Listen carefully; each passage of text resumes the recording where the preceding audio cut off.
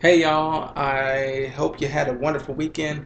I'm going to be reading today from Luke chapter 7, verse 36 through 39, and then I'm going to jump down to verse 50. I encourage you to read this whole passage um, of this particular story. But it says, when one of the Pharisees invited Jesus to have dinner with him, he went to the Pharisee's house and reclined at the table. A woman in that town who lived a sinful life learned that Jesus was eating at the Pharisee's house. So she came there with an alabaster jar of perfume. As she stood behind him at his feet weeping, she began to wet his feet with her tears. Then she wiped them with her hair, kissed them, and poured perfume on them. When the Pharisee who had invited him saw this, he said to himself, if this man were a prophet, he would know who is touching him, and what kind of woman she is, that she is a sinner. Verse 50. Jesus said to the woman, your faith has saved you. Go in peace. Your faith has saved you. Go in peace. Your faith has saved you. Go in peace. This lesson today, or our topic I want to um, talk on, is where is your faith? Um, where is your faith? Um, I believe that this woman was desperate. She was tired of living the life that she had been living. She wanted change. She was just tired. She was just tired. And when you're tired, you do desperate things. You take drastic measures. She was tired of living the lifestyle that she was living. And I don't know if some of you are out there may be saying, Lord God, I'm tired of living this life, this sinful life. I'm tired of doing the same thing. I want change. I want to do something different. I'm tired of going here and doing this. I'm tired of drinking. I'm tired of clubbing. I'm tired of sleeping around. I'm just tired. I just want to do something different. And I want the Lord to accept me back. I want Him to forgive me of my sins. I just feel unworthy. And to make matters worse, the people that are supposed to be building me up and helping me along to get back on the right path, they're talking about me. They're saying that how could I do this and then want to sit at the Lord's feet? How could how could this person want to do all of this and they have all this sin in their life? And I believe this lady was desperate. At a point of desperation, you take drastic measures. And the word desperate is defined as very sad, upset because of having little or no hope. Sometimes when you're going through and you're just tired of being tired and you're tired of living a certain lifestyle, and you're tired of doing the same old, you feel a sense of hopelessness, like what is the use? I mean, I feel like what is the use? I'm trying to do this and I'm probably going to fall back into the same trap again. What is the use? I'm upset at myself because I am trying and then I keep falling back, but I'm tired, I'm desperate, I've got to do something. So this lady in this story, she takes a risk. She does something that is not common. She didn't care. This lady knew that the Lord was going to be at the Pharisee's house having dinner. She brought a little bottle of perfume and she began to cry. She began to cry when she got there and began to cry and weep at the Lord's feet.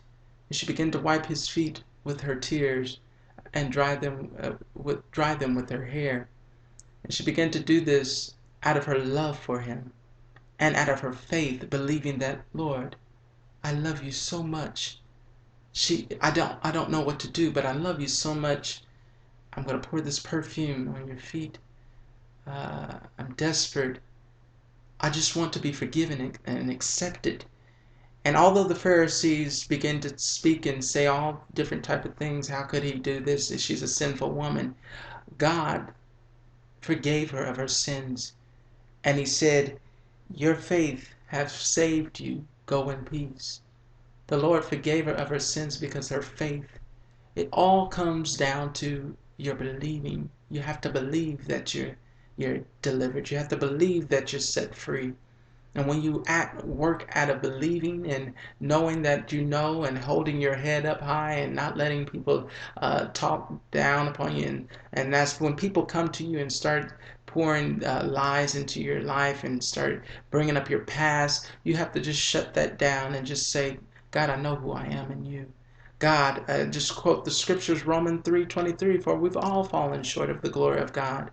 But God, just trust and know that God is the one that all you have to answer to, and begin to just show your love for the Lord. Begin to just study His Word. What this woman did, she was out of desperation and her love for Him. She just, many people think that the gift, the alabaster box, was just a minimum gift. I mean, this lady is a simple woman, and this is all that she can bring to the Lord. But out of her believing in that, oh Lord, just I hope this is all I have to give to you.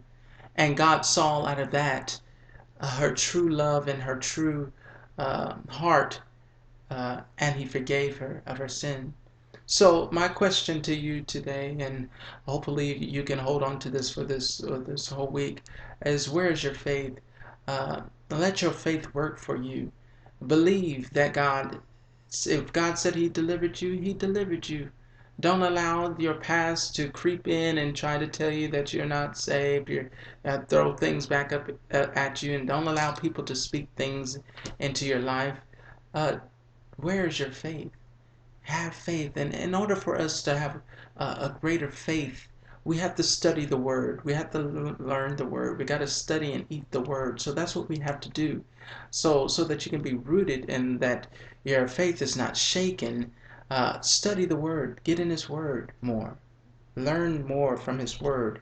Surround yourself by people that are going to be edifying one another and holding you up when you're weak, praying for you, because it is all up to what you believe. If you believe that you're healed and you believe that you're set free, then you are. And this is what this lady, the Lord was showing the people, the Pharisees, that her faith is what made her whole. It wasn't about all of the gifts that she had. It wasn't about what she could do for Him. It was that she believed. So walk away with this week is have faith to believe. Have faith to believe. And until next week, I love you much, and I really encourage you to read the whole book of Luke chapter 7, because it will explain in depth, and there's several different stories in here, but this particular one, Luke chapter 7, 36 through 50, will go in greater depth on this story of this woman. And yeah, I just want you to know that it's all up to your faith. It's all up to where you believe. If you believe, just believe, and you will see a change. All right, until next week, I love you. Talk to you later.